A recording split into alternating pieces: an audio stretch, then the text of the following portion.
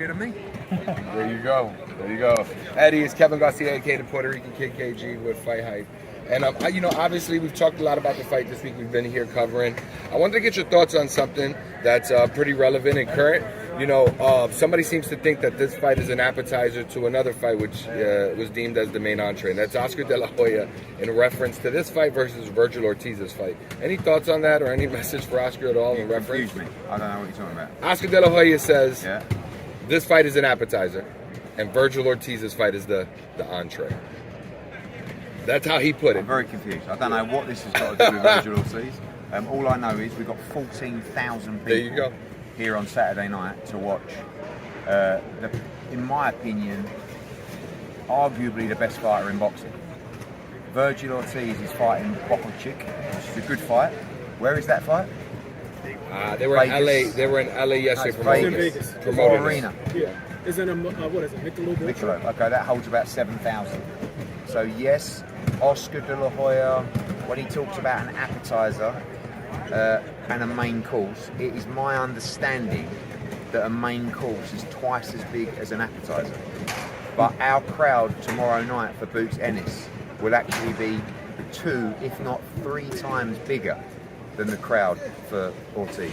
But Ortiz is a great fighter. I don't know where the comparisons come from, but I'll tell you what, if Virgil Ortiz wants to fight Jaron Boots Ennis, I will put my entire company and my entire wealth on Jaron Boots Ennis to beat Virgil Ortiz.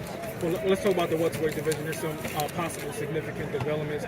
Ennis signed a multi-extension with PBC. There's a possibility of Barrios and Pacquiao. What are your thoughts, and how does that affect your plans that you have for Boots Ennis going forward? Well, they're going to have to do something with the likes of Ennis. I mean, the great thing about the welterweight division for Boots now is he's the star of the welterweight division. Like, tell me another star in the welterweight division. There isn't. Well, it depends if Pacquiao comes back. Well, he's not going to beat Barrios, is he? So there's a real possibility. There's absolutely no chance in the world that he beats Barrios.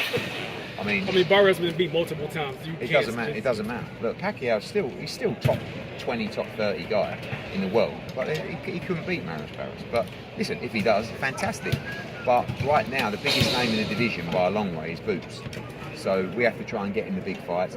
Ennis is a guy that you have to cash out with all due respect. Like, you can't spend money on Ennis. You have to put him in a big fight that makes you money. So guys like Barrios, guys particularly like Ennis, will be looking for the cash out fights. The problem Boots is going to have, especially if he looks sensational tomorrow night, is everyone's going to want mad money to fight him. We've been there before, we know how it works. But I think that I really like Madrimov's chances against Crawford, but Crawford is obviously a big favourite. Crawford against Boots is the best fighting boxer. I mean, unquestionable. But before Boots goes to 54, I would really like to see him unify at 147, and that will be a tough job for us, but one that you'll see tomorrow night we can deliver with a crowd like this. Hey Eddie, it's Dom from the Boxing Voice, and you mentioned Crawford. Boots has had a reputation for being under Crawford's wing shadow, and the other guys, Errol Spence. Being that you still think that's the best matchup in boxing, do you think that's going to happen sooner than later for Boots, or are you going to take your time with him? Honestly, debuting the with great matchup? thing about Boots is he's never been spoiled. Like, he will fight anyone. Honestly, he'll fight Crawford, he'll fight Virgil Ortiz, he'll fight Barrios, he'll fight Spence, he'll fight, and they're great fights to be made. That's our job now. We've got to go out and make those fights happen. I know that His Excellency is a big Jaron Boots Ennis fan. We met with him in New York.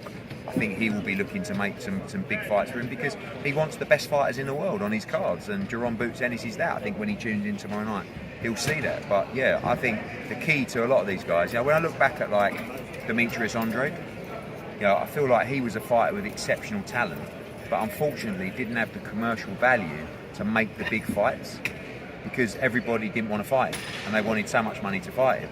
But when we went to Providence, still did a good gate, but it was like 6,000.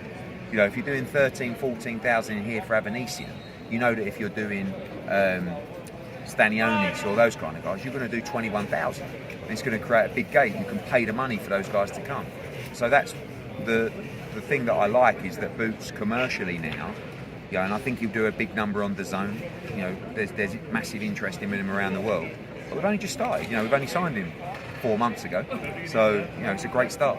Johnny Boy Boxing with Fight Hype. Eddie, how long will you keep Boots at 147? Is there anyone that can really test him at that division? Won't you have to move him to 154 to look for Spence, Crawford, Fundora?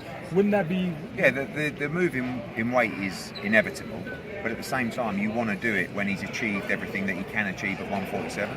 I've got to be honest, like, being around him and seeing the size of him, I was quite surprised that he makes 147 like he does. Like the weigh-in this morning, he was 146, and Bozy was like, you know, I actually think he could make 140. I'm like, and he didn't look dry. His face wasn't drawn in the slightest, and that was, you know, when I look at him, he believes he can go up to 168 eventually. So I think you're going to see someone like Jaron Ennis definitely move to 54, definitely move to 60 over time. But I don't like to make the move without clearing up the division. Like, he's won a world championship, but it'd just be a shame if he didn't unify someone of his ability.